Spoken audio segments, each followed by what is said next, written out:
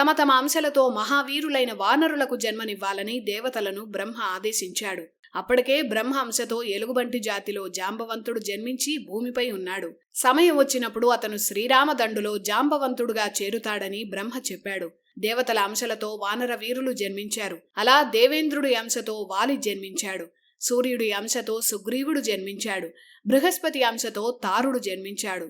బృహస్పతిలాగే వానర జాతిలో తారుడు మహామేధావి అయ్యాడు. కుబేరుడి అంశతో గంధమాదనుడు, సుందరులైన అశ్వనీ దేవతల అంశతో మైందుడు, ద్వివిధుడు, వర్ణుడి అంశతో సుషేణుడు, పర్జన్యుడి అంశతో బలవంతుడైన శరభుడు జన్మించారు. ఇక వాయుదేవుడి అంశతో జన్మించిన మహావీరుడు, అతులిత బలధాముడు, శ్రీరాముడికి మహాభక్తుడు పవనసుతుడు ఆంజనేయుడు జన్మించాడు. గరుత్మంతుడు వేగంతో సమానమైన వాడు హనుమంతుడు. వజ్ర శరీరంతో అత్యంత శక్తివంతుడు. హనుమలేని రామాయణాన్ని అసలు ఊహించుకోలేం. రామాయణంలో సుందరకాండ అంతా హనుమంతుడి గాథే. అలా దేవతల అంశలతో వానరులు, భల్లూక వీరులు ఇలా ఎంతో మంది జన్మించారు.